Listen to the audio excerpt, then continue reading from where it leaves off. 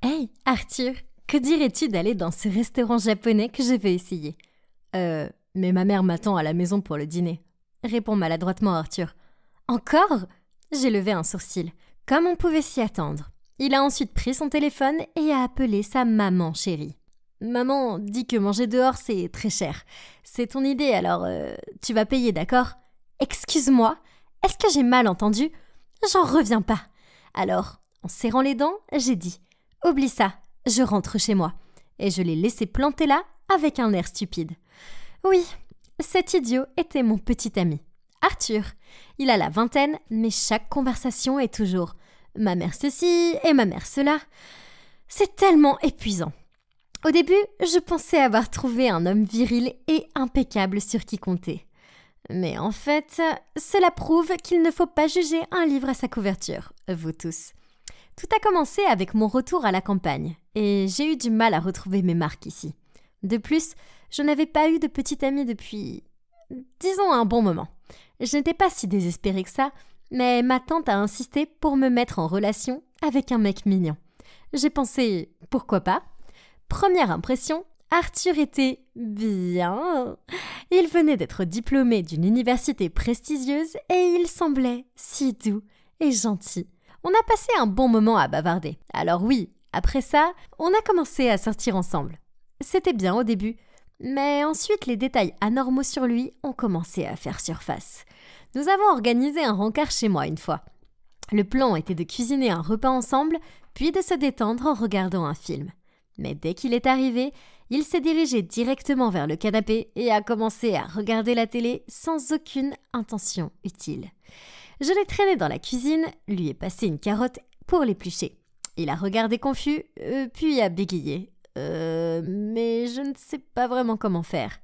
J'ai essayé de lui montrer, mais malgré toutes les explications, Arthur n'a réussi à éplucher qu'une seule carotte. Puis, oui, vous l'avez deviné, à un moment donné, il a appelé sa mère. Puis il a dit « Ma mère dit que la cuisine est un endroit très dangereux. Je pourrais me couper ou me brûler. Nous pourrions aller chez moi. Ma mère peut cuisiner. » Je l'ai regardé fixement, les bras croisés. « Ou alors, on peut manger dehors ?» a marmonné Arthur. « Seulement si tu payes, Elsa. Ce n'est pas ma faute. » J'ai grogné en secouant la tête. « Bien, alors je ne viens pas avec toi. » Puis, je l'ai poussé dehors et j'ai claqué la porte derrière lui. Mais qu'est-ce qui vient de se passer là? Pourtant, je me suis dit qu'il y avait peut-être simplement peur, car il n'avait jamais cuisiné auparavant. Une fois, nous étions dans un magasin de vêtements, et j'ai repéré cette chemise qui, je le savais, lui irait bien. Ce n'était pas son style habituel, mais j'ai insisté pour qu'il l'essaye. Et elle lui allait si bien. Arthur semblait l'aimer aussi, car il s'était admiré dans le miroir. Puis il a dit « C'est vrai que c'est joli, mais attends, tu peux prendre une photo pour que je puisse l'envoyer à ma mère? Eh bien, c'est elle qui achète tous mes vêtements, alors… Quoi? Donc maintenant, il a besoin de l'approbation de sa mère avant d'acheter quelque chose? Bon sang! Bref, j'ai pris quelques photos et il les a envoyées à sa mère. Ils ont échangé des messages, puis il s'est tourné vers moi et a dit « Ok, maman dit que tu peux me l'acheter. » Moi? J'ai écarquillé les yeux. « Oui, maman dit que tu l'as choisie, alors tu dois la payer. » Attends, quoi? J'ai littéralement gelé pendant quelques secondes. Sans voix, je n'ai pu que lui lancer un regard noir avant de trouver le moyen de partir. « Elsa, qu'est-ce qui va pas ?» Arthur m'a couru, mais je l'ai ignoré. Ok, j'admets qu'après quelques rendez-vous, il était facile de comprendre qu'il était un vrai fils à maman. Mais je me suis dit que c'était mignon qu'il aime autant sa mère. Mais je ne m'attendais pas à ce que ce soit aussi extrême. Après ça, j'ai utilisé le traitement silencieux sur lui. Mais il n'arrêtait pas de m'embêter. Puis, il m'a dit qu'il voulait m'emmener dans mon restaurant préféré pour mon anniversaire. Oh, ça avait l'air génial. Peut-être avait-il enfin réalisé quelque chose et voulait-il se rattraper pour moi? Nous nous tenions la main et marchions vers le restaurant quand nous sommes passés devant un magasin de chaussures. Et dans la vitrine se trouvait la parfaite paire de bottes. Eh bien, je suis une fille et c'était mon anniversaire. J'ai tiré le bras d'Arthur. « Arthur, regarde !» Je lui ai montré les bottes. Je les veux. J'ai souri jusqu'aux oreilles. « D'accord », a répondu Arthur sans rien dire. Mon sourire s'est effacé. Je veux dire, elle ferait le meilleur cadeau d'anniversaire. Depuis quand une fille comme moi doit-elle demander un cadeau? Pourquoi? Arthur a haussé les épaules. Tu les aimes? Pas moi. Mon visage a rougi de colère. Mais c'est mon anniversaire. Arthur s'est gratté la tête et a forcé un sourire. Désolé bébé, hier soir j'ai dépensé mon argent de poche pour de nouveaux jeux, donc je suis fauchée maintenant. Pfff, j'ai raillé. Pourquoi tu ne demandes pas à ta mère? Et soudainement, il est devenu furieux. Hé, tu es manifestement la plus riche. Pourquoi tu me demandes toujours de t'acheter des trucs? Assez! Je me suis arrêtée net. Je ne suis jamais sortie avec quelqu'un d'aussi horrible que toi avant. Tu es un adulte, alors arrête de courir chez ta maman dès que tu oublies comment allumer la bouilloire ou que tu te cognes l'orteil. Et pourquoi diable as-tu encore de l'argent de poche à ton âge? C'est fini. Puis, je me suis retournée pour partir, sans lui laisser le dernier mot. C'était tellement irréel. Croyez-moi, en revenant dans le pays, je me retrouve directement dans cette situation bizarre de fils à maman. Mais ouais, au moins, j'étais enfin libérée de lui maintenant. Quelques semaines se sont écoulées depuis. Mais la seule pensée à Arthur me rend toujours aussi folle. Ah, j'avais besoin de sortir et de vivre un peu. Alors j'ai appelé mon ami proche Paul et je lui ai demandé un rendez-vous dans un bar avec quelques-uns de mes amis de confiance. « Courage petite fille » m'a-t-il taquiné. « Je sais ce qui va te faire sourire. » Notre groupe de jeu a trouvé ce joueur hilarant. Tout ce que nous avons à faire, c'est de lui faire quelques compliments et il nous achète tous de nouveaux objets. Ensuite, chaque fois qu'on sort faire la fête après une victoire, ce crétin paye aussi pour tout. Quel égo! Je me suis moquée. Félicitations les gars! J'aurais aimé que mon ex soit aussi généreux. Puis j'ai roulé des yeux. Il ne dépensait jamais un centime. En tout cas, pas sans demander la permission à sa mère avant. Paul a ri avec surprise. Hey, ce crétin est pareil. Il se vante que malgré le fait qu'il soit fauché, sa mère a eu l'idée de le mettre en relation avec des filles riches pour qu'il soit entretenu. Attendez, ça ne sonne pas juste. J'avais un très mauvais pressentiment. Puis Paul a pointé du doigt le bar et a dit « Oh, en parlant du loup !» et a tapoté le dos. Oh, un frisson m'a parcouru l'échine. J'ai pris une profonde inspiration et je me suis retournée pour voir. C'était Arthur. Et oh, il avait déjà une nouvelle petite amie. J'ai rapidement inventé des excuses et je me suis enfuie avant qu'il ne me voie. Cette nuit-là, je n'ai pas pu m'empêcher à la nouvelle petite amie d'Arthur. Ce que Arthur et sa mère faisaient n'était rien d'autre que de l'escroquerie. Je me suis donc arrangée pour rencontrer Paul dans un restaurant. Et je lui ai confié mon histoire avec Arthur et comment j'étais préoccupée par sa nouvelle petite amie. Paul a proposé son aide et a dit qu'ils essaieraient de trouver plus d'informations. Quelques jours plus tard, il m'a fait part de ses découvertes. Il s'avère que Arthur et sa mère ont appris la leçon de Elsa. C'est alors cette fois-ci qu'avec sa nouvelle petite amie Lise, il la joue différemment. Arthur, comme sa mère, l'avait ordonné, a pris des photos compromettantes de Lise. Et maintenant, chaque fois qu'elle refusait de payer quelque chose, il me lassait de les mettre en ligne. Oh mon Dieu, ça me rendait malade. La pauvre fille était piégée et on lui a retiré tout son argent. C'était de l'extorsion et j'allais y mettre un terme. Il ne m'a pas fallu longtemps pour trouver Lise en ligne. Je lui ai envoyé un message lui disant que je voulais l'aider et nous avons convenu de nous rencontrer en personne. Après m'avoir entendu dire que je connaissais la vérité, Lise a fondu en larmes. Je ne peux pas laisser ces photos sortir, alors je dois continuer à être sa petite amie et à payer pour tout. Elle a essuyé les larmes sur ses joues. J'ai dû emprunter de l'argent et maintenant les intérêts font que je suis endettée de plusieurs milliers de dollars et je n'ai toujours pas le courage d'en parler. Mettons un terme à tout ça. J'ai tapé du poing sur la table. Sois courageuse, Lise. Je te soutiens. Le lendemain, Paul et moi sommes allés avec Lise le dire à ses parents. C'était terrible. Sa mère s'est mise à pleurnicher, à essayer de se couvrir le visage tandis que son père était furieux. Personne ne fait ça à ma petite fille et s'en sort.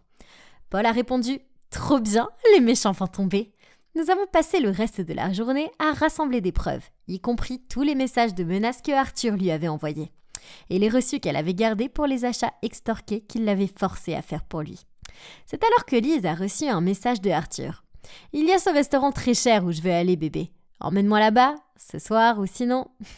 Je t'aime, XOXO. » Lise a répondu qu'elle était d'accord. Mais sachant que Arthur était sorti, nous sommes allés chez lui. Nous avons confronté la mère d'Arthur dès qu'elle nous a laissé rentrer. Elle était effrayée et a fini par avouer qu'elle n'avait pas de travail et que c'était le père d'Arthur qui subvenait à leurs besoins. En conséquence, elle a tellement gâté Arthur que ça a agacé son père et alors il est parti. Puis elle a lâché tristement. Il ne m'a pas dit un mot. Il a juste laissé Arthur un mot disant Prends soin de toi et de ta mère. » Je savais que Arthur serait malheureux sans son luxe, alors je lui ai dit de trouver une petite amie riche pour le gâter. Et cette fois, elle a posé son regard sur moi, puis sur Lise, pour être sûre qu'elle serait trop piégée pour partir. On a frappé à la porte, et elle nous a regardés bizarrement avant d'aller répondre. Nous l'avons suivie, et c'est alors que nous avons vu 2 flics l'arrêter. Elle a éclaté en sanglots lorsqu'ils l'ont emmenée. Je suppose qu'elle pensait être une mère dévouée, qui faisait ce qu'il fallait pour son fils. Alors qu'en vérité, elle s'y est prise de la mauvaise façon. Elle a fini par aller en prison, et sa maison a été vendue pour payer les dettes de Lise. Quant à Arthur, le fils à maman, en tant que complice, a fini par être dédommagé par la communauté. Ça lui ferait du bien, parce qu'il apprendrait enfin ce qu'est une journée de dur labeur. Ha! Heureusement, Lise s'est progressivement remise de cet événement traumatisant et elle était prête à recommencer à sortir. Avec Paul. Quant à moi, je suis toujours célibataire, mais je ne me sens plus seule, parce que j'ai des amis géniaux. En plus, comme ça, je n'ai pas de gars qui me soutirent de l'argent. Berk, il y a une mouche dans mon verre, c'est dégueulasse. Je vais pas payer pour ça. Le gamin a poussé la tasse de limonade dans ma main, puis s'est enfui. Je viens de te voir la déposer dedans. Et ce n'est même pas une vraie mouche. « Hé, arrête !» J'ai crié après lui, mais c'était trop tard. Et il était parti. Et maintenant le reste de mes clients aussi. Mince, c'était la 3e fois cette semaine. Et je savais exactement qui était derrière tout ça. « Lucas !» J'ai jeté un coup d'œil par-dessus la barrière et j'ai foncé vers son stand de limonade. En voyant son faux sourire, je suis devenue encore plus furieuse et j'ai versé le gobelet de limonade sur ses baskets, arraché un billet d'1$ de sa main et je suis partie. Vous voyez, je suis amie et je suis le genre de fille qui sait ce qu'elle veut et obtient ce qu'elle veut. Et ce que je veux, c'est que Lucas admette sa défaite et arrête de se mêler de mes affaires. Oh ! J'ai été sur cette mission pendant les 10 dernières années. Je ne plaisante pas, c'est une véritable guerre entre nous et ce n'est pas du tout une partie de plaisir. Surtout maintenant que nos parents sont impliqués dans cette affaire. Vous voyez, mes parents et les siens sont les meilleurs amis du monde. En fait, ils sont si proches que je suis presque sûre qu'à l'époque, nos mères ont planifié leur grossesse ensemble, si bien que Lucas et moi sommes nés à 1 semaine d'intervalle. Et bien sûr, je suis née avant lui. Donc il y a ça, j'ai gagné dès le premier round. Du tape à l'œil, Lucas.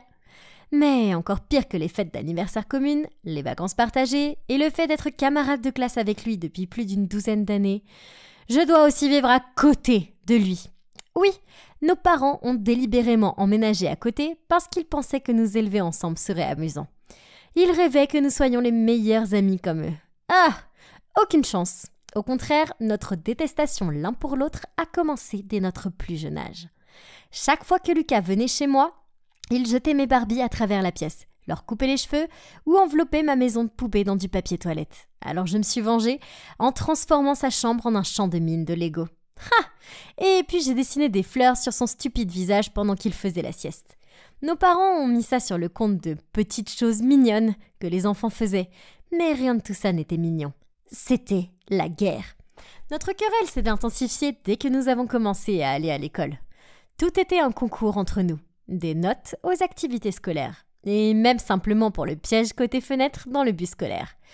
Ah, une fois, avant le début des vacances d'été, notre professeur a suggéré que pendant les vacances, nous pourrions nous amuser à aider nos parents avec des activités utiles, comme fabriquer des produits faits maison et les vendre dans notre cours.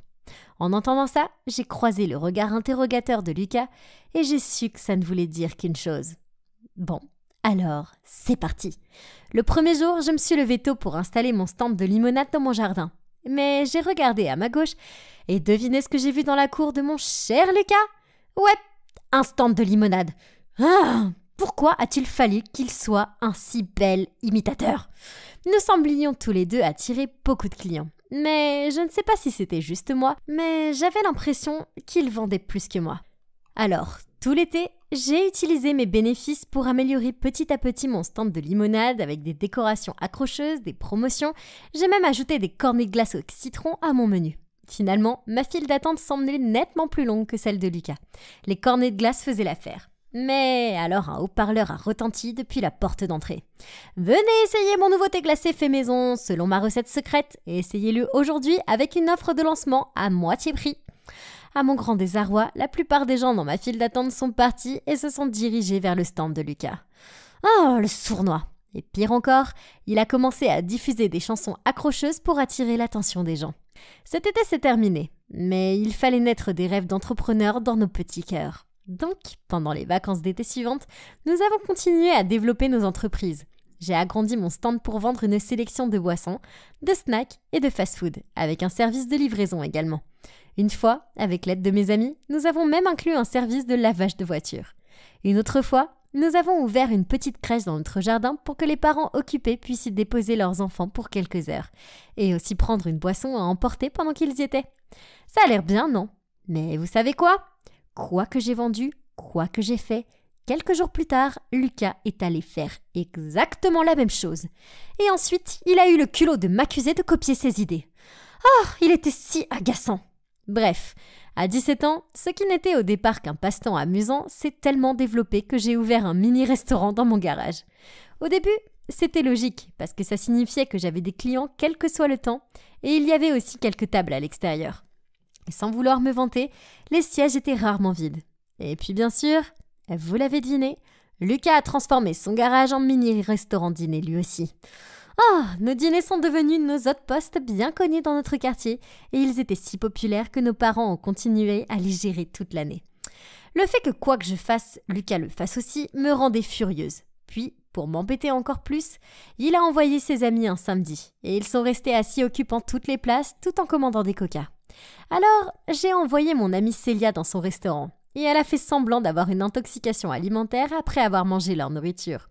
Puis, elle a fait semblant d'avoir des nausées et a couru aux toilettes jusqu'à ce que les clients soient tous effrayés et partent. Mais ensuite, il a commencé à diffuser des commentaires négatifs sur mon établissement sur Internet. Et j'ai fait de même en retour. Ah, il n'y a pas de fin à ce combat.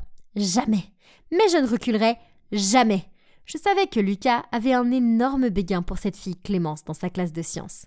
Et une fois après l'école, je l'ai vu l'entraîner chez lui. Probablement pour l'ennuyer à mourir en se vantant encore une fois de son entreprise minable. Alors, j'ai vite fait de me maquiller et de mettre une jolie robe. C'est l'heure du spectacle, bébé. Je me suis rendue chez Lucas, juste à l'heure pour le voir servir à Clémence certains de ses plats caractéristiques de son restaurant. J'ai joué la comédie et je lui ai sauté dessus. « Tu me trompes avec cette fille? Elle n'a rien que je n'ai pas. Comment tu as pu ?» J'ai continué à faire une scène, tirant les cheveux de Lucas et criant jusqu'à ce que Clémence ait eu l'air super gênée et trouve une excuse pour partir. Bingo! Mais Lucas n'avait pas l'air de voir le côté drôle de la chose. Je ne l'avais jamais vu aussi furieux avant. Ses oreilles sont devenues rouges vifs et il m'a crié dessus. « Amy, compétition ou pas, est-ce que j'ai déjà interféré dans ta vie privée? Tu as dépassé les bornes cette fois-ci. » Il a renversé la boisson qu'il avait préparée pour Clémence et s'est éloigné en ricanant. Puisque tu t'es fourré là-dedans, tu peux te retirer. Donc, il semblait que j'avais gagné ce round. Mais pourquoi je ne me sentais pas bien du tout? Et plutôt embarrassée. Après cela, Lucas ne voulait même plus me regarder dans les yeux. Peu importe. Je veux dire, il va finir par se calmer et recommencer à fourrer son nez dans mes affaires de toute façon. N'est-ce pas? Puis un jour, après l'école, je suis arrivée à la maison pour trouver mes parents assis avec un homme étrange, à l'allure professionnelle. Ils m'ont appelé pour que je me joigne à eux. Puis l'homme m'a dit qu'il voulait ouvrir une franchise de fast-food bien connue dans le quartier. En voyant que je n'avais pas l'air vraiment intéressée par ce qu'il disait, il a fait une remarque sarcastique. « Allez, vous comprenez ce que je veux dire. Ce serait ridicule d'avoir 3 fast-food au même endroit, n'est-ce pas? Et regardons les choses en face. Le vôtre n'est qu'un petit hobby de gamine qui n'ira jamais nulle part. Allez, prends ça. » Il m'a tendu une enveloppe. « Et concentre-toi sur tes notes. Laisse les affaires aux adultes. » Furieuse, je lui ai arraché l'enveloppe. Ouais, elle était pleine de billets de dollars. Comment ose-t-il essayer de me corrompre? Quel abruti! Donc je l'ai jeté sur lui et je suis partie. « Réfléchis-y, Amy !» a crié l'homme après moi. « Ne prends pas une décision que tu vas regretter. » Le lendemain, quand je suis rentrée de l'école, l'homme était assis dans mon restaurant et mangeait mes super pancakes. Oh! Pourquoi il n'a pas compris le message? Je me suis précipitée vers lui et lui ai dit de partir. Il m'a souri et a dit « ils sont bons, tu sais. Je pense qu'il y a de la place pour nos 2 entreprises. Tout ce que tu as à faire, c'est de retirer quelques plats de ton menu. » Et il a fait un geste vers les pancakes. Et répand des rumeurs sur l'hygiène du restaurant de Lucas, ce qui n'est pas à la hauteur de le fermer, et je te laisserai garder ton restaurant. Voyant mon regard confus, il a ajouté un autre argument pour me convaincre. Je te dis ça parce que je sais que t'es une fille intelligente, plus intelligente que ce garçon. Alors, choisis sagement. Eh bien, c'est vrai que je suis plus intelligente que Lucas. Mais c'était fou. J'ai passé toute la soirée à y réfléchir. Je veux dire, il n'y a aucune chance que je puisse rivaliser avec un grand nom de franchise. Mais de cette façon, j'avais une sorte de chance, pas vrai? Mais aussi ennuyé que soit Lucas, pouvais-je vraiment lui faire ça? À 2 heures du matin, je me suis assise sur mon lit, toujours aussi partagée par tout ça. Je me suis précipitée à côté et j'ai jeté une pierre sur la fenêtre de Lucas. La lumière dans sa chambre s'est allumée tout de suite. De toute évidence, il passait lui aussi une nuit blanche. Il a regardé dehors et m'a vu. Puis il m'a rejoint sur le porche et nous sommes restés assis en silence pendant un moment. Puis, il a pris la parole. « Amy, ta tour de pancake est incroyable. Vraiment. » En soupirant, j'ai répondu. « Honnêtement, je bave rien qu'en pensant à ton hamburger à 2 étages. Mais si on ne retire pas les plats de nos menus, je pense que cet homme trouvera le moyen de nous faire fermer. » Il secoue la tête. « Eh bien, l'Amy que je connais n'abandonnerait pas aussi facilement, n'est-ce pas ?» J'ai laissé échapper un autre long soupir. « Oui, mais c'est différent. C'est une franchise de renom. Notre petit restaurant ne tiendra pas longtemps, tôt ou tard. » Puis, on est retombé dans ce silence désespéré. Je dis qu'on peut le faire. On peut le faire ensemble. Lucas s'est soudainement levé et a pointé du doigt nos maisons. On a plein d'espace pour ouvrir un grand resto. Ah, qu'est-ce que t'en dis? Lui et moi travaillant ensemble? Est-ce que ça pouvait marcher? Mais bon, et rien n'est impossible pour la grande fille Amy. Je lui ai fait un sourire. Ok, allons-y, battons-nous jusqu'à notre dernier souffle. Donc, dès le lendemain, nous avons uni nos forces et commencé à préparer l'ouverture du restaurant commun. Naturellement, nos parents étaient ravis de l'idée. Ils ont volontiers brisé les barrières et ont même construit un couloir commun pour relier nos maisons. Nous sommes maintenant officiellement enregistrés comme une seule entreprise et nous avons tous nos certificats d'alimentation, de sécurité et d'hygiène. Vous savez, les trucs ennuyeux mais officiels. Quant aux franchisés, il s'avère que les gens de la ville nous sont fidèles. Alors, quand l'histoire de ces sales coups s'est répandue, tout le monde lui a dit qu'il boycotterait son restaurant s'il en ouvrait un. On n'a plus jamais entendu parler de lui. C'est le karma. Et qu'est-ce qui s'est passé ensuite? Eh bien, Lucas et moi gérons toujours notre entreprise ensemble. Et ça marche plutôt bien jusqu'à présent. C'est une vraie affaire de famille, avec tout le monde qui donne un coup de main.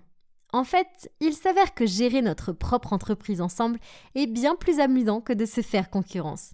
Peut-être que Lucas n'est pas aussi mauvais que je l'ai toujours pensé.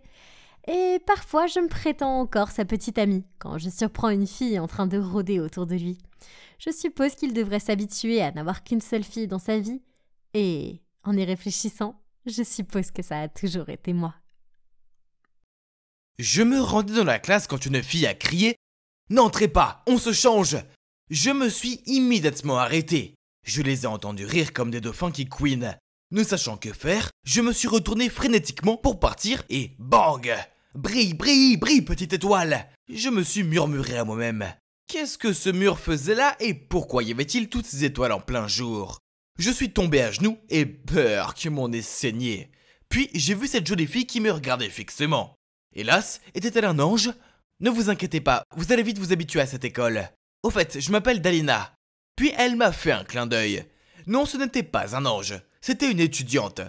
Donc, je m'appelle Daniel, et mon premier jour de travail en tant que professeur principal n'était pas comme prévu. J'ai déjà enseigné de la physique dans une école mixte, mais jamais dans une école privée pour filles. J'ai choisi d'être transféré ici en raison des maisons pour les enseignants et les salaires élevés. Pour être honnête, si je ne vais pas abuser de la bourse et finir par m'endetter, je n'aurais certainement pas quitté la maison et coupé tout contact avec ma femme, Anna. Elle payait toutes mes dettes et c'était trop pour l'orgueil d'un homme. Alors j'étais là, à essayer de gagner de l'argent pour pouvoir la rembourser et regagner son cœur. Et dès le début, j'ai su que cette école serait différente, car lorsque je suis venu rencontrer la directrice, j'ai vu un groupe d'adolescentes rieuses rassemblées à l'extérieur de son bureau. Elles chuchotaient entre elles, ont pris des photos de moi, et ont même fait des signes de cœur avec leurs doigts. À la fin de la réunion, la directrice a dit « Vous serez le deuxième enseignant de sexe masculin dans notre école. » Monsieur Richard est un peu vieux jeu, donc je pense que vous serez un vent de fraîcheur, a-t-elle dit en souriant. Puis elle m'a présenté aux autres enseignants dans la salle du personnel. Et lorsque j'ai serré la main de Monsieur Richard, il a souri et a dit « Elles vont vous manger tout cru. » Quel vieil homme étrange. Qu'est-ce qu'il voulait dire par là? Je suis un gars confiant, professionnel, et c'était une bande d'adolescentes. Ce travail doit être un jeu d'enfant, non? Puis j'ai vu un groupe d'étudiantes avec leurs lèvres pressées contre le verre dépoli. Elles ont rigolé et se sont enfuies. Bref, pour en revenir à mon premier jour complet ici, j'ai laissé Dalina m'aider à me lever. J'ai mis un tissu dans mon nez pour arrêter le saignement, puis je me suis rappelé ma devise. Se connaître soi-même est le vrai progrès. Puis j'ai pris une profonde inspiration et j'ai essayé de commencer ma classe professionnellement. Des dizaines de paires de yeux me fixaient. J'avais l'impression qu'on me regardait pour le dîner. Ensuite, des vêtements de sport sont éparpillés dans la pièce. Burk, encore pire. Il y avait cette odeur bizarre qui frappait directement mes organes olfactifs.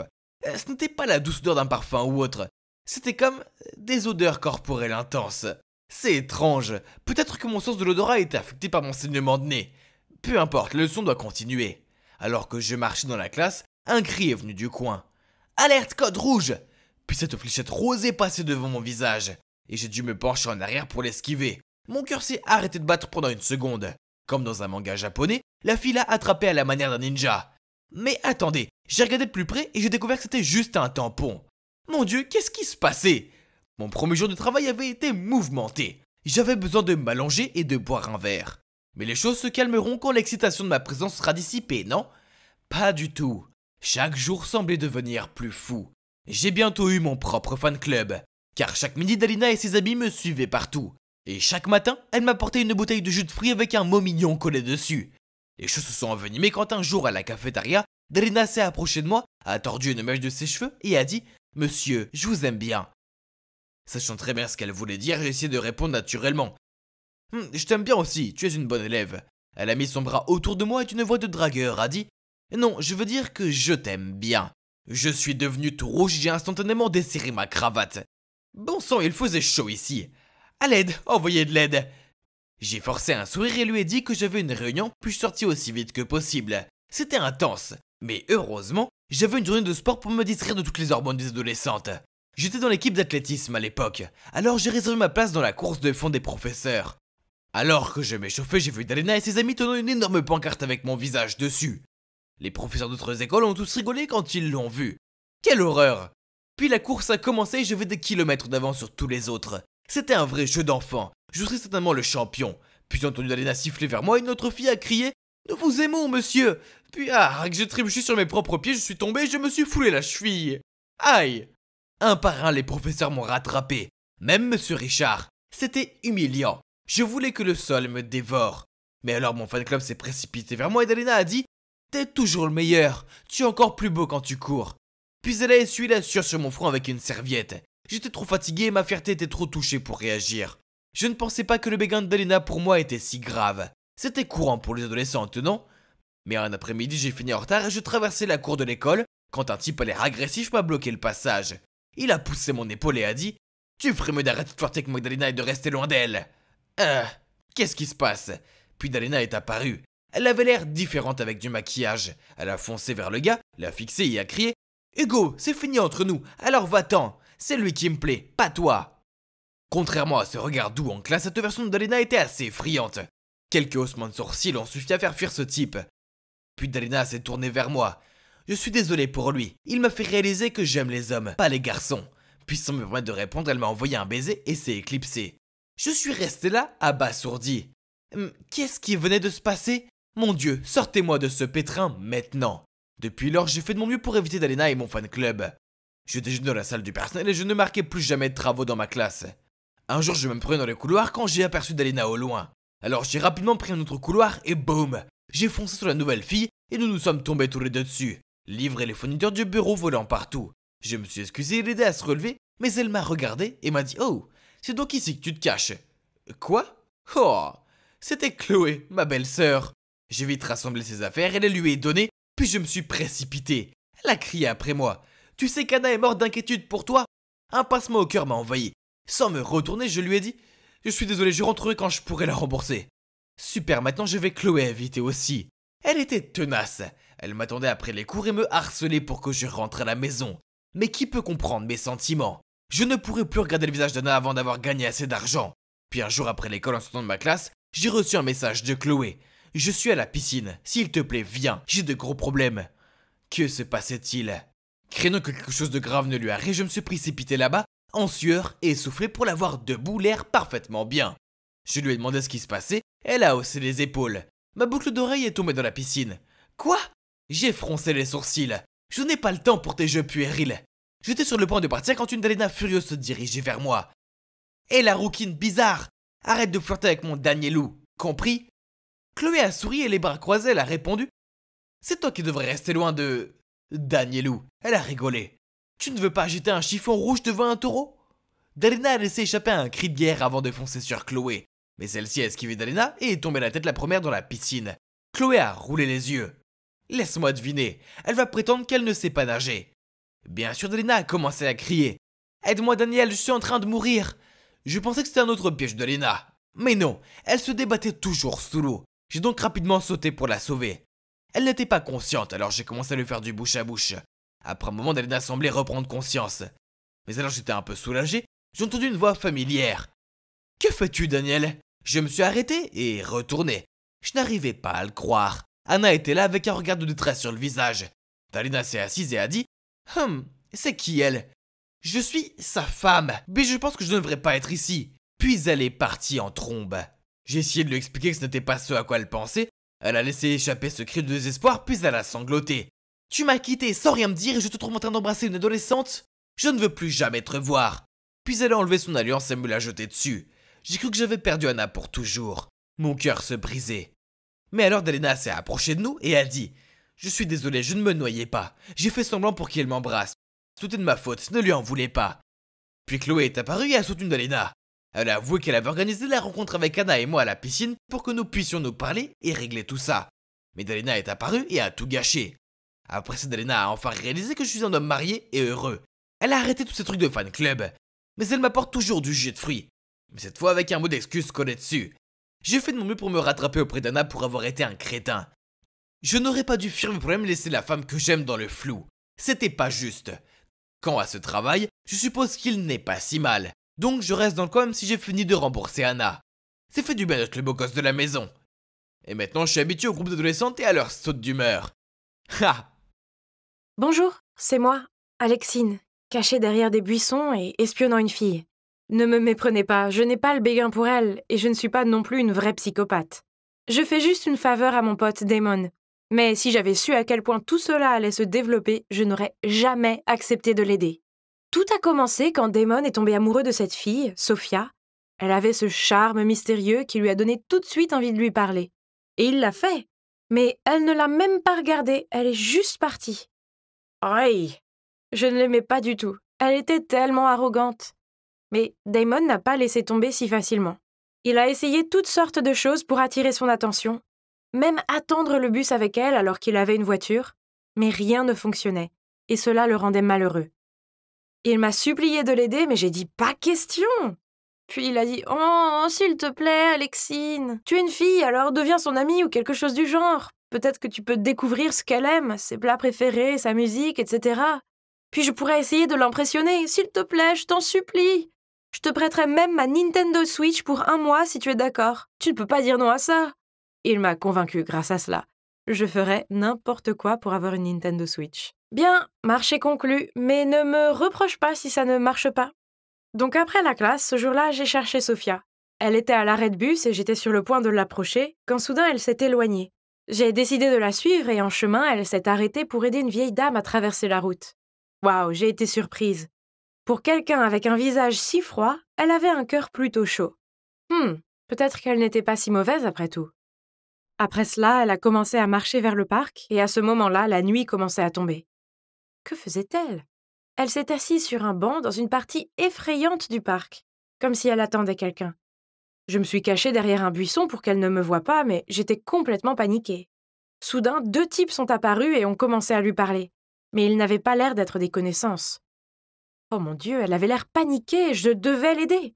J'ai rapidement crié « Officier, à l'aide! S'il vous plaît, aidez-nous! Il y a 2 types qui nous dérangent !» Évidemment, il n'y avait pas d'officier, mais ça a marché. Les 2 types se sont enfuis et je me suis précipitée pour m'assurer que Sophia allait bien. Elle était surprise de me voir, mais elle m'a serrée dans ses bras et m'a remercié de l'avoir sauvée. Tout son corps tremblait, elle devait être terrifiée. Je l'ai raccompagnée jusqu'à notre dortoir et elle m'a dit qu'elle aimait venir au parc la nuit parce que c'était si paisible. Je lui ai dit que c'était clairement dangereux et qu'elle ne devait probablement plus y aller seule. Puis nous avons échangé nos numéros et après cela, nous sommes devenus assez proches. Assez proche pour que quelques jours plus tard, je lui dise que Damon avait le béguin pour elle et lui demande si elle accepterait de sortir avec lui.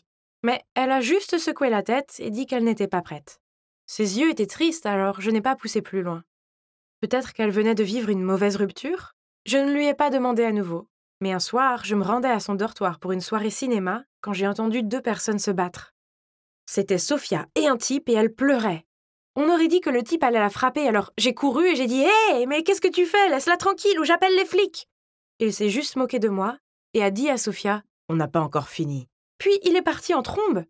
J'ai demandé à Sophia si elle allait bien et qui était ce type, puis elle m'a dit que c'était son ex et qu'il essayait de se remettre avec elle, mais qu'elle n'était pas intéressée. En me racontant cela, elle s'est mise à pleurer et a dit « À cause de lui, j'ai tellement peur et je suis si anxieuse. J'ai même trop peur pour dormir la nuit. » Je me suis sentie si désolée pour elle. Je lui ai dit que j'étais là pour elle et qu'elle pouvait m'appeler à tout moment. Eh bien, peut-être que je n'aurais pas dû dire ça, car c'est exactement ce qu'elle a commencé à faire. Chaque nuit, elle m'appelait et on finissait par discuter jusqu'à 3 heures du matin. J'étais tellement épuisée, mais je voulais l'aider. Elle semblait si anxieuse tout le temps. Damon savait qu'on discutait beaucoup, mais il avait arrêté de demander des nouvelles de Sophia. Il semble qu'il ait perdu tout intérêt et qu'il s'inquiète plus de me voir ressembler à un zombie de The Walking Dead. « Tu as sérieusement besoin de dormir, Alexine. Éloigne-toi de Sophia, elle a clairement des problèmes, c'est probablement mieux de ne pas trop s'impliquer. » Plus facile à dire qu'à faire. Mais cette nuit-là, j'ai décidé de ne pas répondre à son appel. Je me suis couchée tôt, et quand je me suis réveillée le lendemain matin, j'avais environ 20 appels manqués et 50 textos d'elle. Oh mon Dieu! Certains d'entre eux disaient qu'elle se sentait si seule et que je l'avais abandonnée. Et l'un d'eux disait « Si tu ne décroches pas, je vais tout faire. » Ok, c'était fou! Je l'ai immédiatement appelée, mais elle ne décrochait pas. Je me suis précipitée à son dortoir, mais personne ne répondait. J'étais paniquée et je tapais sur la porte en criant « Sophia! Ouvre cette foutue porte !» Mais il n'y avait toujours pas de réponse. J'avais peur qu'elle ait fait quelque chose de mal, alors j'ai demandé à des étudiants de m'aider à défoncer la porte. Et c'est alors qu'elle a ouvert la porte. Je n'ai jamais été aussi heureuse de voir quelqu'un en vie. J'ai couru pour l'embrasser, mais elle avait l'air si agacée. « Qu'est-ce que tu fais là? Tu fais une scène !» a-t-elle dit. « Quoi? J'étais tellement inquiète pour toi. Tu m'as dit que tu allais. » Mais elle m'a interrompue et m'a dit « Tu as besoin de dormir, Alexine, tu as l'air folle. » Je ne pouvais pas le croire. Après tous ces appels et ces textos. C'était elle qui était folle, pas moi. Je n'avais pas envie de crier en retour, alors je l'ai laissée. J'avais besoin de m'éloigner. Elle a essayé de s'excuser les jours suivants, mais je ne voulais pas être près d'elle. Elle m'a même envoyé un message disant que si je ne voulais plus être son amie, la vie ne valait pas la peine d'être vécue. J'étais fatiguée de ces menaces, alors je les ai ignorées. Et puis, les choses ont empiré. Quelques jours plus tard, Damon et moi étudions ensemble quand Sophia m'a appelée pour me dire qu'elle était à l'hôpital. Elle m'a dit qu'elle avait une tumeur au cerveau et qu'il venait de faire une biopsie pour voir si elle était maligne ou bénigne. Je n'arrivais pas à y croire. Elle m'a demandé si je pouvais aller la chercher et j'ai dit bien sûr. C'était si effrayant. Je l'ai dit à Damon et il a juste dit « Je pense qu'elle invente tout, Alexine. Comment pourrait-elle soudainement avoir une tumeur? Vous venez de vous disputer et soudain elle est à l'hôpital. Allons, réfléchis-y. » J'étais choquée. « Damon, comment as-tu pu? Tu es un tel crétin !» Puis je suis partie en courant et je suis arrivée à l'hôpital pour trouver Sophia assise dehors avec une casquette d'hôpital. Elle a dit que ses cheveux avaient été rasés pour la biopsie et j'ai demandé à voir la cicatrice, mais elle ne l'a pas montrée. Elle a dit qu'elle aurait mal à la tête si elle l'enlevait. J'étais juste contente qu'elle aille bien et je l'ai ramenée chez elle. On s'est réconciliés et j'ai décidé de m'occuper d'elle pour la journée. Elle semblait si faible et je ne pouvais pas supporter de la voir souffrir. J'ai appelé Damon pour lui dire qu'il me devait des excuses et lui ai parlé de Sophia, et il a juste dit « Oh, ouais, ok, désolé, j'espère qu'elle va bien alors. » Mais quelques jours plus tard, il m'a appelé et m'a dit « Écoute, Alexine, Sophia est une menteuse. Elle n'a pas eu de biopsie. Je l'ai bousculée tout à l'heure, sa casquette est tombée, et elle a toute une chevelure là-dessous. C'est impossible qu'il repousse aussi vite. Pourquoi m'aurait-elle menti? Je n'ai pas compris. J'avais besoin de savoir la vérité, alors, après la classe, je suis allée à son dortoir. Elle a ouvert la porte tout de suite et, bien sûr, elle avait tous ses cheveux intacts. Elle savait probablement que Damon me l'avait dit et n'avait donc pas pris la peine de continuer à mentir. Cela m'a rendue furieuse. J'ai tout de suite commencé à lui crier dessus. « Honnêtement, Sophia, qu'est-ce qui ne va pas chez toi? Pourquoi tu fais semblant d'être malade comme ça? Les amis ne font pas ça. » Sophia m'a pris la main et m'a dit « Alexine, je suis désolée, j'étais désespérée. Je l'ai fait seulement parce que tu me manquais et je voulais que tu t'intéresses de nouveau à moi. Mais je suis allée trop loin. pardonne-moi, s'il te plaît. Es-tu folle? J'ai crié. J'étais morte d'inquiétude pour toi. Tu es sûre qu'il n'y a rien qui ne va pas chez toi?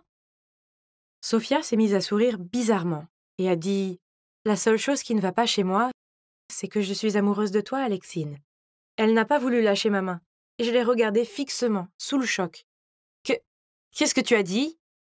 Tu m'as entendu? Je t'aime. Puis elle s'est mise à rire frénétiquement et a dit « Je t'aime depuis le jour où on s'est rencontrés. Je savais que tu me suivais, alors j'ai fait semblant d'être en danger pour que tu viennes me sauver. Même mon ex-petit ami était faux. C'était juste un de mes amis qui faisait semblant. Tu ne vois pas? Je suis prête à faire n'importe quoi pour avoir ton attention. Si ce n'est pas de l'amour, alors qu'est-ce que c'est? Ça ne pouvait pas arriver. » J'ai essayé de rester aussi calme que possible et j'ai dit « Écoute, Sophia, je suis flattée, je le suis vraiment, mais je suis hétéro. Je te vois juste comme une amie, ok? » Mais Sophia ne voulait pas abandonner. Elle m'a encore pris les mains et m'a dit « Comment tu sais ça? Tu n'as même pas encore essayé de m'aimer. Donne-moi juste une chance et je te montrerai à quoi ressemble le véritable amour. » J'ai essayé de me libérer de ses mains, mais c'était impossible. Sophia a attrapé mes mains de plus en plus fort, au point que ça commençait à faire mal. Elle m'a regardé dans les yeux et, oh mon Dieu, c'était comme si je ne pouvais plus la reconnaître. Elle avait l'air d'une folle, d'une psychopathe. Puis elle a commencé à parler sur un ton vraiment effrayant. « Tu ne peux pas t'éloigner de moi, tu es à moi maintenant. » J'avais tellement peur, il fallait que je sorte d'ici. Alors je l'ai poussée très fort pour qu'elle tombe par terre et j'ai couru comme une folle jusqu'à ce que je sois de retour dans mon dortoir. Puis j'ai appelé la police, mais au moment où ils sont arrivés à son dortoir, elle était partie. Je leur ai raconté ce qui s'était passé et je leur ai montré une photo d'elle. Et vous n'allez pas le croire. Apparemment, je n'étais pas la seule fille que Sophia avait attaquée. Il y avait d'autres filles aussi. Après cette nuit, j'étais terrifiée. Partout où j'allais, j'avais l'impression que quelqu'un m'observait. Un soir, après mon travail, je marchais dans le parc pour retourner à mon dortoir quand j'ai entendu quelqu'un devant moi. J'ai tout de suite su que c'était Sophia, mais elle n'était pas seule, elle était avec des gars. Ils m'ont repérée et ont commencé à se diriger vers moi. Mais j'ai couru aussi vite que possible et heureusement la police était juste en dehors du parc et est entrée et les a arrêtés. Ça ressemble à une coïncidence, pas vrai? Eh bien, ça ne l'était pas. Sophia n'est pas la seule à pouvoir tromper les gens. Je savais que Sophia me traquait. Alors, j'ai alerté la police et ensemble, nous avons créé ce plan pour l'attraper. Et voilà, ça a marché. Sophia, si tu regardes ceci, je te souhaite le meilleur. Mais ne nous rencontrons plus jamais. C'est assez de harcèlement pour le reste de ma vie. Je me déhanchais au rythme de la musique avec la fille la plus jolie de l'école dans mes bras. Tout était parfait quand soudain j'ai vu une rafale de rouge se diriger vers moi et la prochaine chose que je sais, c'est que j'ai été giflé. C'était mon ex, Rose. Elle me regardait comme si elle voulait me casser en deux. Ok, Rose et moi n'avons rompu qu'hier, mais ça ne veut pas dire qu'elle avait le droit de se comporter comme une folle avec moi. Salut, je m'appelle Adam et j'aime penser que je suis un gars assez intelligent. Problème, c'est que j'ai un faible pour les jolies filles, j'ai tendance à être aveuglé par leur beauté, ce qui fait que je ne prends pas toujours les meilleures décisions en leur présence. Mais je n'avais aucune idée du drame dans lequel ma faiblesse pour les jolies filles allait m'entraîner. Donc tout a commencé avec la fête de fin d'année de la fac. Mes amis et moi avons beaucoup bu. Alors, quand mon ami Stéphane a parié un hamburger que je n'irais pas demander à Alice de danser, je n'ai pas hésité à l'aborder. Bon sang, elle est si belle, et bien trop bien pour moi. Alors je m'attendais à ce qu'elle me dise de m'en aller, mais au lieu de cela, elle a souri et m'a laissé la conduire sur la piste de danse. Pendant qu'on dansait, elle m'a chuchoté à l'oreille que je lui avais toujours plu. Et là, vous l'avez deviné, Rose, ma folle d'ex, a déboulé et m'a giflé. Je me suis réveillé le lendemain matin avec un mal de tête dévastateur. C'était quoi tous ces cris venant de l'extérieur de ma fenêtre ouverte? J'ai enroulé ma couverture de lit autour de moi et je me suis traîné jusqu'à là-bas pour jeter un coup d'œil. Lise et Rose se criaient dessus. « C'est le mien, pas le tien, ne t'approche pas. C'est moi qui le veux, pas toi, mets ça dans ta tête. Oh oui, on devrait peut-être demander à Adam qui le préfère. À quoi bon puisque nous savons toutes les deux qu'il va me choisir ?»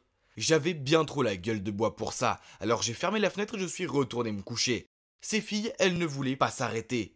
Les jours suivants, elles m'ont bombardé de messages et m'ont attendu devant chez moi.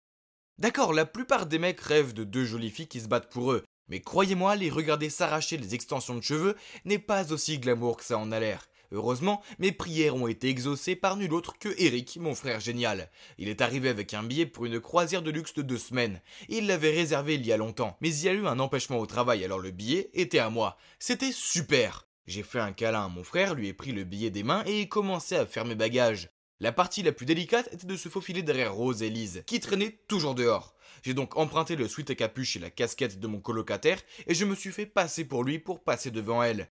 Résultat, elles ne m'ont même pas regardé 2 fois. Au revoir à mon cauchemar de Lise et Rose et bonjour aux vacances de mes rêves. Ah, c'est ça la vie. Je faisais confiance à mon frère pour réserver un endroit aussi somptueux. Ma chambre était immense et avait son propre balcon. Il y avait tellement de choses à faire ici, depuis le bar en plein air, les dizaines de restaurants, les piscines, le cinéma. J'étais dans mon propre complexe flottant, le paradis. Le lendemain matin, quand je me suis réveillé dans mon grand lit, j'ai écouté les sons du silence. Oui, oh doux silence, comme tu m'as manqué. C'était une zone sans discussion entre filles. Ah. Je me suis changé et j'ai marché jusqu'au bar extérieur. Il n'était clairement pas trop tôt pour un cocktail. J'avais mis une paire de lunettes de soleil, c'est alors que je l'ai repérée. Elle était magnifique. J'ai rapidement commandé 2 cocktails et j'ai commencé à marcher vers elle. J'étais sur le point de lui tendre la boisson, mais j'ai trébuché sur une chaise longue et j'ai regardé le verre tomber au ralenti. J'ai essayé désespérément de l'attraper, mais non. À la place, j'ai réussi à la frapper dans le dos. Elle a poussé un glapissement et a crié « Espèce de pervers, à quoi tu joues ?» Je suis resté là, bouche bée, à me demander si je devais plonger dans la piscine pour échapper à ce drame ou non. J'ai baissé les yeux sur mes lunettes de soleil qui, dans toute cette action, étaient tombées. Soudain, une idée m'est venue. Alors je me suis penché, j'ai tendu le bras et j'ai fait semblant de les chercher à tâtons. Elle m'a regardé pendant un moment puis a ramassé mes lunettes de soleil, les a mises dans ma main et a dit « Oh, je suis désolé, je n'avais pas réalisé. Tiens, laisse-moi t'aider. » Puis elle a pris mon bras et m'a guidé à travers la zone de la piscine. Je l'ai remerciée et avec mes lunettes de soleil, je l'ai regardée partir. Donc elle pensait que j'étais aveugle. Ouais, ce n'était pas ma meilleure idée, mais ça m'a permis au moins de me sortir d'une situation délicate avec une jolie fille. Plus tard ce soir-là, je suis allé au restaurant buffet pour dîner. J'allais empiler mon assiette quand je me suis heurté à quelqu'un et j'ai failli la faire tomber. Ah, c'était encore cette jolie fille. J'ai rapidement mis mes lunettes de soleil, puis je me suis délibérément tourné dans le mauvais sens et je dis à haute voix « Oh, je suis désolé ». Elle a posé sa main sur mon épaule et m'a guidé pour que je sois face à elle, puis a dit « C'est moi, la fille de la piscine. Et c'est bon, j'aurais dû regarder où j'allais. As-tu besoin d'aide ?»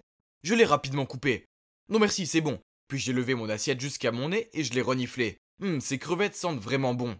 Elle a levé un sourcil devant mon talon pour sentir la nourriture. Alors j'ai continué à faire semblant de renifler la nourriture en la mettant dans mon assiette. Vous savez quoi? Elle n'arrêtait pas de me fixer. Finalement, elle est partie. Ouf, je l'ai échappé belle. Ensuite, je me suis rendu au bar du pont supérieur pour me détendre, avec un autre cocktail. Puis, qui s'est rapproché? Mais oui, vous l'avez deviné, la jolie fille. J'ai immédiatement détourné les yeux d'elle, mais qu'est-ce que c'est? Elle s'est avancée vers moi et s'est assise en face de moi. « Hé, tu te souviens de moi ?» m'a-t-elle demandé. Saisissant ma chance de flirter avec elle, j'ai répondu « Oh oui, comment pourrais-je oublier quelqu'un d'aussi beau que vous ?»« Hein? Comment savez-vous que je suis belle ?» Mince, j'avais besoin de réfléchir avant de parler. Ah, eh bien, c'est votre voix. Une voix douce comme la tienne ne peut appartenir qu'à une belle fille. La crise a été évitée, car après cela, nous avons commencé à bavarder, et mon Dieu, c'est un amour. Savez-vous qu'elle milite pour une organisation qui s'efforce de garantir les droits des petites filles nées en Afrique? Je sais, c'est formidable. La soirée touchait à sa fin, et elle a dit « Oh, au fait, je m'appelle Bella. » J'ai répondu « Bella, un nom aussi beau que ton âme. Moi, c'est Adam. » Elle a eu un petit rire nerveux. Eh bien, Adam, il se fait tard. Je suppose que je ferais mieux de retourner dans ma cabine. Je ne voulais pas que la nuit se termine, alors j'ai lâché. Waouh, Bella, regarde le ciel, n'est-il pas magnifique? Elle m'a regardé fixement, puis m'a répondu. Comment tu sais? Oups, bien sûr, j'étais censé être aveugle. Je peux le sentir avec la brise. Elle m'a jeté un regard interrogateur, puis a dit. Eh bien, bonne nuit. Et si on se retrouvait à la salle de jeu de demain, disons à 10h? J'ai accepté avec enthousiasme, puis elle est partie. Encore une fois, je l'ai échappé belle. Je devais vraiment être plus prudent. Bella, je n'arrêtais pas de penser à elle. Le lendemain, je suis un enfant quand il s'agit d'arcade, je ne peux pas m'en empêcher. Mon enfant intérieur sort et... Oh, un jeu de course de voiture. Non, je faisais semblant d'être aveugle, donc je me suis maladroitement attardé dans le hall et j'ai attendu que Bella se montre. Quand elle est arrivée, elle a pris mon bras et m'a guidé dans la salle d'arcade. Elle m'a décrit toutes les machines de jeu, ce que je trouvais très gentil. Puis elle m'a conduit à la machine, à attraper les peluches et à pousser un cri d'excitation. Oh, j'adorais ça quand j'étais petite. Rapidement, je me suis mis à tâtonner pour insérer la pièce d'argent, persuadé que j'allais lui faire gagner une peluche. Mais attendez, j'étais censé être aveugle. Alors j'ai touché les commandes et j'ai fermé les yeux. Son rire disait tout, échec massif. Tout se passait bien jusqu'à ce que Bella doive aller aux toilettes et me demande de ne pas bouger et de l'attendre près d'une machine de jeu de tir. qui se trouve être mon jeu d'arcade préféré de tous les temps. Je me suis précipité vers elle dès qu'elle était hors de vue. J'ai pris un fusil et j'ai tiré 5 canettes d'affilée. Puis j'ai sauté en l'air et j'ai crié. Je me suis retourné et j'ai vu Bella qui me regardait d'un air renfrogné. Oh là là, je me suis fait avoir. J'ai essayé d'expliquer mais elle a juste secoué la tête et dit « Comment as-tu pu ? Tu es un lâche, un pervers et un menteur. » Puis elle s'est enfuie. Je me sentais très mal. J'ai essayé de la chercher dans le bateau mais je ne l'ai trouvée nulle part. Je me suis senti déprimé, j'ai commandé un cocktail et je suis allé me promener sur le pont. Soudain, j'ai entendu des cris venant d'en dessous. Qu'est-ce que c'était ? J'ai jeté un coup d'œil en bas et j'ai vu un homme et une femme qui essayaient de traîner une petite fille dans l'un des radeaux de sécurité. Attendez, ils n'étaient pas seuls, Bella était là aussi. Elle essayait d'éloigner la petite fille d'eux. Sans même réfléchir, j'ai laissé tomber mon verre et j'ai couru vers eux. J'ai foncé vers la femme et l'ai frappée si fort qu'elle a failli tomber dans la mer. L'homme a tendu la main pour la stabiliser, ce qui a donné à Bella une chance de prendre l'enfant. Elle a alors attrapé mon bras et m'a tiré. Après cela, les méchants ont sauté dans le radeau et ont pris la mer. Nous avons rendu la fille à ses parents. Il s'avère que Bella se rendait à sa cabine lorsqu'elle a vu un couple en larmes qui ne trouvait pas leur fille. Alors elle est partie à sa recherche et a découvert l'enlèvement. Après cela, Bella m'a pardonné car j'avais sauvé la journée et tout ça. Et nous avons passé le reste du voyage ensemble. Puis le dernier jour, je me suis mis à genoux et lui ai demandé d'être ma petite amie. Et elle a dit oui. Je l'ai ramenée chez moi et alors que nous marchions vers ma maison, Lise et Rose ont couru vers moi et ont commencé à se disputer pour savoir qui je préférais. Oh mince, je les avais oubliés. Comprenant la situation, Bella s'est approchée d'elle. « Merci mon Dieu, vous êtes là, je suppose que l'une d'entre vous est sa petite amie, n'est-ce pas ? Il y a eu un accident et Adam est aveugle maintenant. Il a vraiment besoin de quelqu'un à ses côtés 24/7. » En entendant cela, je me suis rapidement coordonné avec elle en agitant mes bras d'une façon désordonnée. « Alors, laquelle est ta petite amie, Adam ?»« C'est Lise. » Rose a rapidement ajouté son grain de sel. « Non, il est tout à toi. On a traîné ensemble qu'une fois. » Ah, quelle poire, je l'ai regardé s'enfuir. Puis Bella et moi avons éclaté de rire. Après cela, je lui ai tendu le bras et l'ai laissé me guider vers la maison. Vous savez, en souvenir du bon vieux temps. Lui mentir en prétendant être aveugle était une chose stupide à faire. Mais je l'ai fait parce qu'être en présence de belles filles me rend si nerveux que je fais des choses stupides. C'est une chance que Bella m'ait pardonné parce que je pense que ce crétin a peut-être trouvé la fille de ses rêves. Madame, je suis désolée de vous informer de ça, mais selon nos informations, Julie Edelstone a été signalée morte il y a 2 ans après avoir disparu dans la forêt, a déclaré le secrétaire. Quoi ? Ça ne peut pas arriver. Mais c'est mon nom, et je suis clairement toujours en vie. C'était une erreur de malade. Je leur ai demandé de vérifier à nouveau, mais ils continuaient à dire la même chose. J'avais disparu depuis si longtemps que ma famille pensait que j'étais morte. L'accident avait été assez fou. Alors je me sentais confuse. Je veux dire, qu'est-ce que je faisais dans une forêt au Cambodge en premier lieu ? J'ai essayé de me souvenir, mais je ne me rappelais de rien. Heureusement, des villageois locaux m'avaient trouvée dans une fosse de pierrage et m'ont aidé à me rétablir. Sinon, je serais vraiment morte. J'ai alors demandé aux personnes de l'ambassade de m'aider à appeler mon mari et ma sœur. Il y avait clairement eu un gros malentendu et je voulais réparer cela par la suite. Mon Dieu, l'attente me tuait. La secrétaire a essayé, mais elle a dit « Désolée madame, nous ne pouvons joindre aucun de ces numéros. » C'était incroyable. J'étais coincée dans un pays étranger, sans pièce d'identité, sans contact avec des proches et on m'avait signalée comme étant morte. Mais en un éclair, j'ai réalisé que je pouvais emprunter le téléphone de quelqu'un pour joindre mes connaissances via les médias sociaux. Dès que la secrétaire m'a prêté le sien, je suis allée directement sur le profil de mon mari. Mais j'étais tellement abasourdie que j'ai failli lâcher le téléphone quand j'ai vu sa dernière mise à jour. Il venait d'annoncer que mes funérailles avaient lieu la semaine suivante. Oh mon Dieu, que se passait-il ? Comment cela pouvait-il être réel ? J'ai continué à faire défiler son profil et j'ai vu que ma sœur avait posté un vieux selfie avec lui disant « Jacob, je sais que c'est un moment difficile, mais je suis toujours là pour toi. On va traverser ça ensemble. » Attends, qu'est-ce qu'elle voulait dire ? Premièrement, je n'étais pas vraiment morte. Allô ? Mais aussi, je sais que ma sœur avait des sentiments pour Jacob. Est-ce qu'elle a supposé qu'elle pouvait juste être avec lui maintenant qu'elle pensait que j'étais morte ? Quelle traîtresse ! Nous étions si proches. Sûrement, elle ne me traiterait pas comme ça. Je devais rentrer à la maison et régler ça une fois pour toutes. J'ai demandé à l'ambassade de m'aider à prendre l'avion pour rentrer chez moi, sans en informer ma famille à l'avance. Je voulais leur faire part de ma surprise.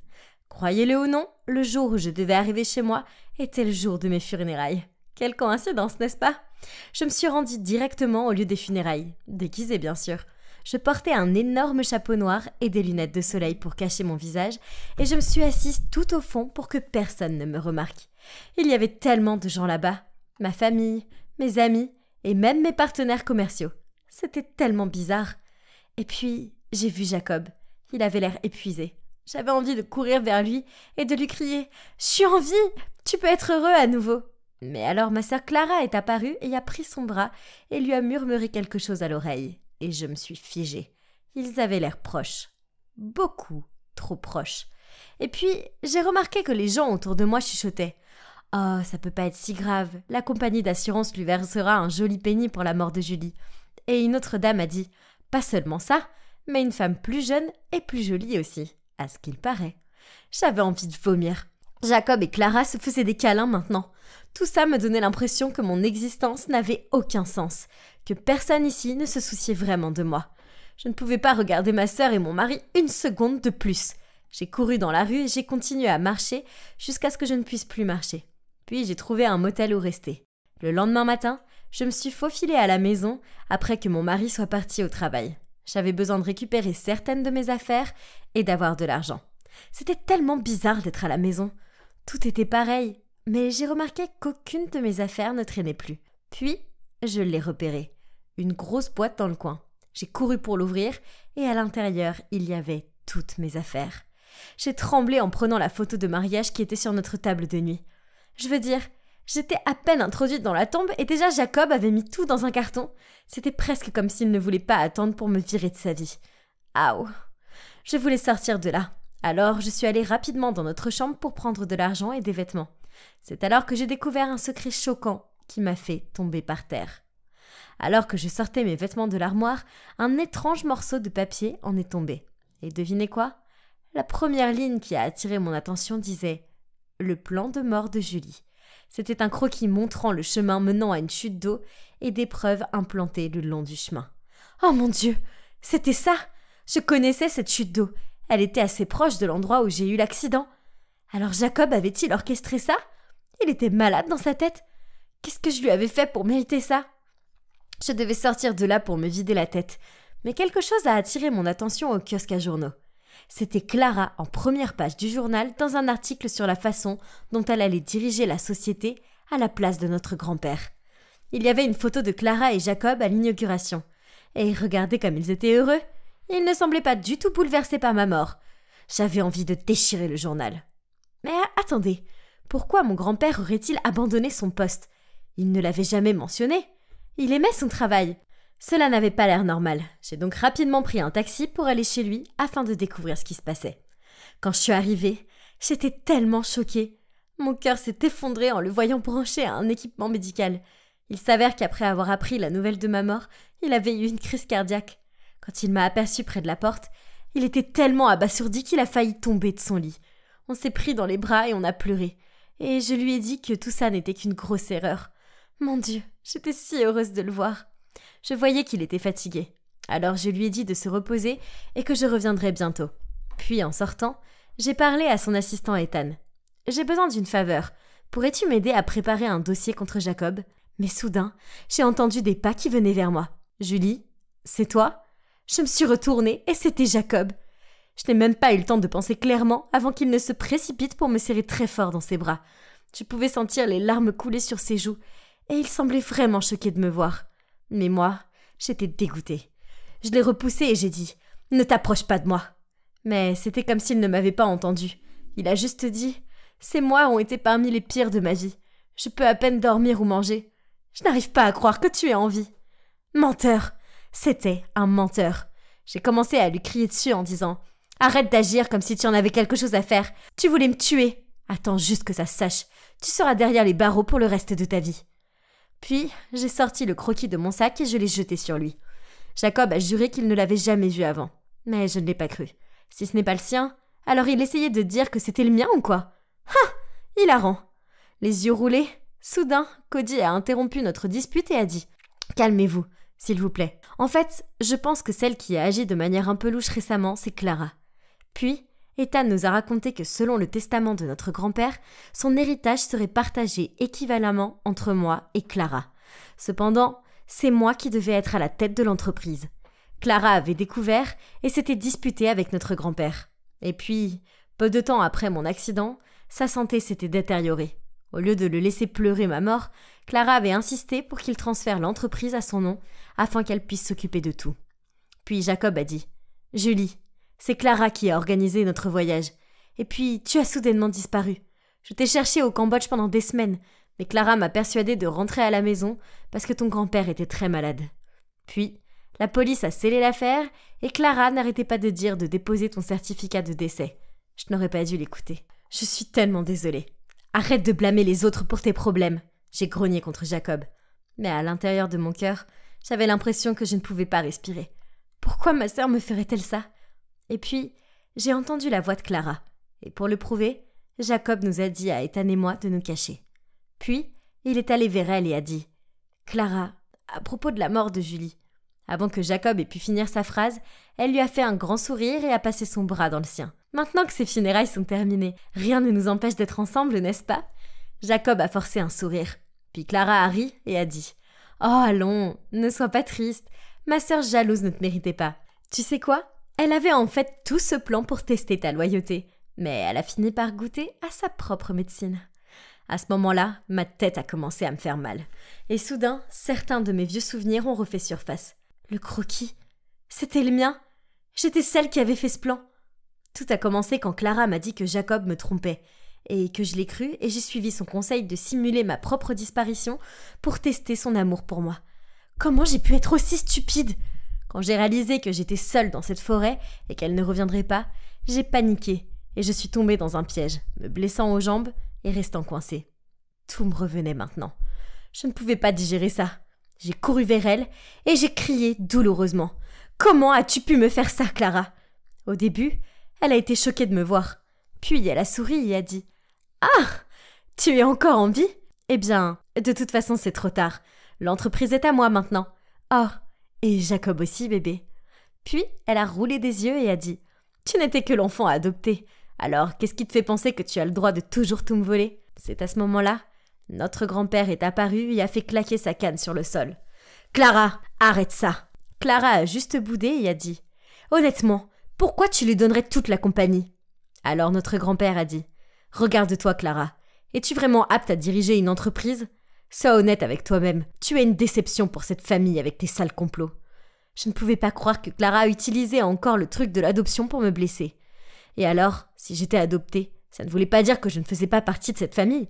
Elle a toujours été jalouse de moi, même si j'avais rien fait. Clara a commencé à pleurer et s'est enfuie en disant qu'elle en avait marre de ne jamais être la préférée de personne. Peut-être que si elle ne m'avait pas laissé mourir, les gens l'aimeraient plus. J'étais tellement choquée qu'elle m'ait fait ça. Et tout ça à cause de la jalousie. Je ne vais pas mentir, ça m'a pris beaucoup de temps pour m'en remettre. Je ne lui ai toujours pas entièrement pardonné, mais je suppose que ça prendra du temps. Quant à moi et Jacob, nous avons repris l'entreprise familiale et je réalise que Jacob a toujours été loyal. Clara avait juste inventé le fait qu'il me trompait parce qu'elle ne supportait pas de me voir si heureuse. Une chose est sûre, je ne testerai plus jamais en amour. Plus de simulation de mort pour moi.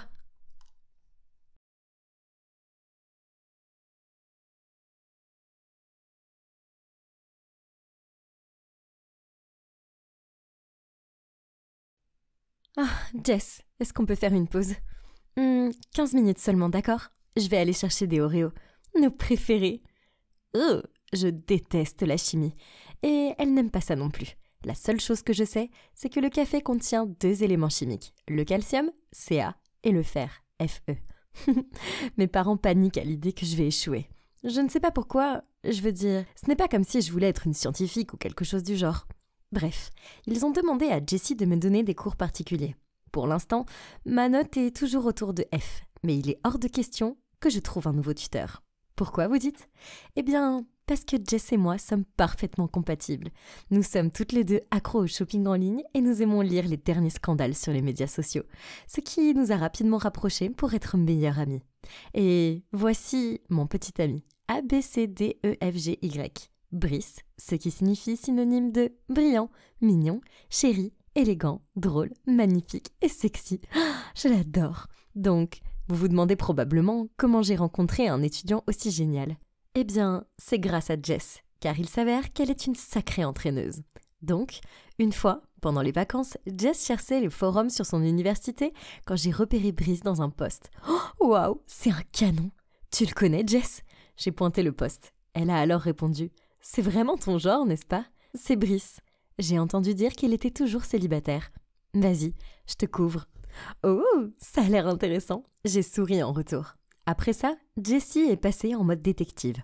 Après seulement 10 minutes, elle a trouvé dans quel bloc il vivait, ce qu'il étudiait et même le nom de son chien. Et depuis, elle m'a appris à lui envoyer des textos, à lui répondre et à flirter avec lui, de manière cool, calme et posée. Ça a marché à merveille, puisqu'à la fin de la semaine, il m'a demandé de sortir avec lui. Et c'est maintenant mon petit ami de rêve. Il a peut-être l'air d'un mauvais garçon, mais au fond, il est doux et timide, comme Edward Cullen. Oh! Et devinez quoi? On est ensemble depuis 2 mois et on ne s'est pas encore embrassé. Mais alors, comment ça se passe entre toi et ton étudiant sexy? Je ne sais pas. C'est juste que récemment, j'ai l'impression qu'il est froid avec moi.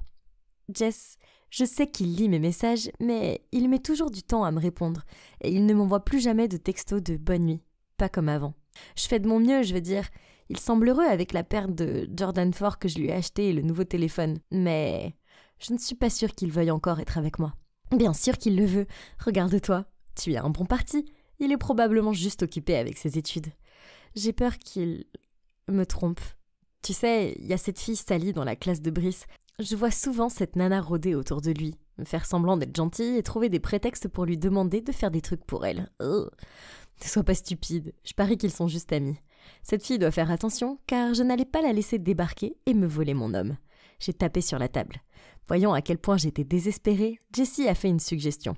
Nous pourrions suivre Brice à tour de rôle partout où il allait et découvrir exactement ce qu'il faisait. Quelques jours plus tard, j'ai entendu Brice parler au téléphone d'un groupe d'études chez lui. L'agaçante Sally serait là aussi, bien sûr. Alors, en étant la brillante personne que je suis, j'ai payé le livreur de pizza pour qu'il attache un micro à l'intérieur de la boîte de pizza pour l'espionner. Mais la seule chose que j'ai entendue était l'estomac affamé de Brice. Bleh. Une autre fois, Jessie m'a envoyé un texto. Urgent, j'ai vu Brice dans une bijouterie acheter un collier très cher. Ça doit être pour Sally. Désolée. Furieuse, j'ai parcouru tout le chemin jusqu'à sa maison. Mais sa mère a ouvert la porte et a fièrement montré le collier étincelant que Brice lui avait acheté pour son anniversaire. Oups! Puis, un jour où je devais le suivre, j'ai décidé d'y aller déguisée. Le problème étant qu'il faisait 28 degrés. Mon choix d'un costume Sherlock Holmes et d'une fausse barbe n'était pas la meilleure idée. Je venais de le suivre dans une épicerie quand le monde s'est mis à devenir noir et j'ai dégringolé directement dans un étalage de boîtes de conserve. La dernière chose que j'ai vue, c'est un groupe de personnes penchées sur moi, dont un Brice a l'air confus. « Bébé, t'es réveillée? Mais pourquoi ce costume bizarre ?» J'ai soupiré et répondu. « Je suis désolée, c'est juste que t'as été si distant récemment. Tu ne m'aimes plus ?» Il a ricané. M'a dit « Bien sûr, je suis juste occupée par ma thèse de fin d'études. Tu sais bien, je suis en terminale. » Ah! Donc tout allait bien entre nous. Youpi! Le lendemain, je nous ai acheté un ensemble de ces bagues de coupe très mignonnes de Tiffany & Co pour marquer le coup. La paix était rétablie, du moins pour un court moment. Ces derniers temps, à chaque fois que nous sortions ensemble, Brice ne faisait plus attention à ce que je disais et avait juste les yeux rivés sur l'écran de son téléphone. Il a même gloussé et a eu cette lueur suspecte dans les yeux. Alors j'ai essayé de me pencher pour voir ce qui était si drôle, mais je n'ai rien pu voir car la luminosité de son écran était baissée au minimum. « Qu'est-ce que tu fais ?» J'ai attrapé son téléphone, mais... Quoi ? Mauvais mot de passe ? Je lui ai acheté ça et j'ai mis la date de notre anniversaire comme mot de passe. Pourquoi tu ne me laisses pas regarder ton téléphone ? Qu'est-ce que tu caches ? Rien, Mads. J'aime juste mon intimité parfois, c'est tout. Maintenant viens, je vais te chercher un muffin au chocolat. Il n'y a pas moyen que je refuse ça. Surtout qu'en y réfléchissant, c'est la seule chose qu'il m'ait jamais achetée. Mais alors que je grignotais mon muffin et le regardais fixé sur son téléphone, je ne pouvais pas me débarrasser du sentiment que quelque chose n'allait pas. Je ne pouvais pas entraîner Jessie dans cette mission, puisque ses études occupaient son attention pour le moment. C'est bon, je peux m'en occuper toute seule. Et cette fois, je ne vais pas m'évanouir, je le jure. J'ai fait mes recherches et j'ai trouvé le logiciel d'espionnage parfait.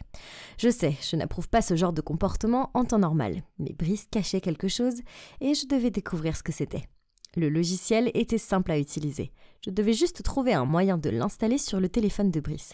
L'application elle-même pouvait être cachée, me donnant la possibilité de lire ses messages sans qu'il le découvre jamais. Parfait. Mission 1, comment installer ce logiciel sur le téléphone de Brice rapidement. Ce n'est pas une tâche facile, car Brice est tellement obsédé par son téléphone qu'il dort même avec. Il lui arrive de s'en éloigner, mais c'est pour quelques minutes maximum. Il fallait donc que je fasse vite. Il m'a fallu une journée entière d'entraînement pour battre le record des 3 minutes. Je l'ai essayé encore sur 4 téléphones différents et à des moments différents de la journée pour m'assurer que ça marcherait à tous les coups. Et à la fin, je ne pouvais plus plier mes doigts. Ouch. Mission 1 accomplie. Entraînement réussi, même sous la pression du temps. Mission 2, détecter son code d'accès. Je ne savais pas quel était son stupide mot de passe, seulement que ce n'était certainement pas la date de notre anniversaire.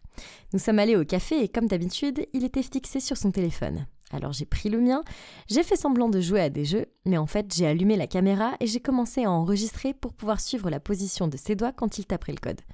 Ça a pris des heures, littéralement. Brice a fini par donner une pause à son téléphone pour commander des snacks, dont après ça, il a pu déverrouiller son téléphone à nouveau.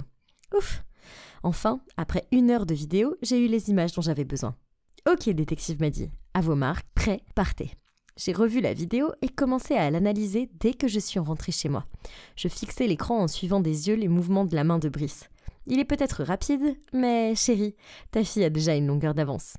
Il n'a pas fallu longtemps pour que je découvre les chiffres utilisés. Facile à faire. Mission 3. Action. Quoi de mieux qu'un charmant pique-nique pour terminer ma quête. Et comme prévu, Brice est resté assis là, le téléphone dans la main pendant tout ce temps. Oh, je n'étais même plus sûre de pouvoir mener à bien cette mission. Mais je me suis dit que le moment viendrait sûrement. Après quelques heures, il s'est ennuyé à mourir. Et sans même me regarder, il a grommelé. Bébé, rentrons à la maison. J'ai immédiatement crié. Non, pas avant. Je veux dire, c'est tellement plus agréable ici. Je veux rester un peu plus longtemps. Toi, juste, fais une sieste. Bien, réveille-moi quand tu es prête. J'ai attendu patiemment qu'il s'endorme. Il faisait de légers ronflements. Oh, trop mignon. J'étais si nerveuse que je me suis mordu la lèvre inférieure en sortant doucement son téléphone de sa poche. Puis, je lui ai tourné le dos et j'ai tapé le code d'accès avec mes mains tremblantes. Et j'y suis arrivée. Yes! J'étais si heureuse que j'ai failli oublier et crier. J'ai tout fait en un temps record, mais il s'est soudainement retourné. « Qu'est-ce que tu fais ?» m'a dit. « On peut rentrer à la maison maintenant ?» Il a bâillé. « Oh mon Dieu, mon cœur s'est arrêté. » « Ah, encore quelques minutes, je retouche les jolies photos qu'on a prises. » « Eh bien, dépêche-toi. » Ouf, il s'en est fallu de peu. J'ai attrapé mon téléphone pour vérifier que ça fonctionnait. Ensuite, j'ai activé le mode silencieux immédiatement. Mais ça l'a quand même réveillé une 2e fois. Même si j'avais envie de fouiller dans ses messages, je savais que je devais attendre. Nous sommes donc rentrés à la maison. Oh, c'était une vraie avalanche de messages de filles. Il y en avait des dizaines. Toutes sauvegardées sous des noms comme moniteur et professeur. Il avait même utilisé ma phrase de drague sur certaines d'entre elles. Es-tu fait de cuivre et de tellurium? Parce que tu es vraiment mignonne. Puis, j'ai soudainement vu un visage familier. Jessie. Quoi? Oh, ma meilleure amie sortait secrètement avec mon petit ami. Mon cœur s'est effondré. Ça craint. Ça n'avait aucun sens. Si Jessie aimait Brice depuis le début, pourquoi elle m'avait encouragée à flirter avec lui? Bon sang, les messages entre eux remontent à très loin. Puis, j'en ai vu un qui m'a brisé le cœur encore une fois. La famille de Maddy est pleine aux as. Bébé prétend être son petit ami et elle t'achètera tout ce que tu veux. Mais ne va pas plus loin. Ça expliquait donc sa timidité. Pourquoi il me regardait à peine et pourquoi après 2 mois de relation, il n'avait pas essayé de m'embrasser. Puis, un message récent de Brice à Jessie a attiré mon attention. Elle est tellement ennuyeuse. J'ai assez d'argent pour nous maintenant. Donc, je vais la larguer la semaine prochaine. Comment ose-t-il?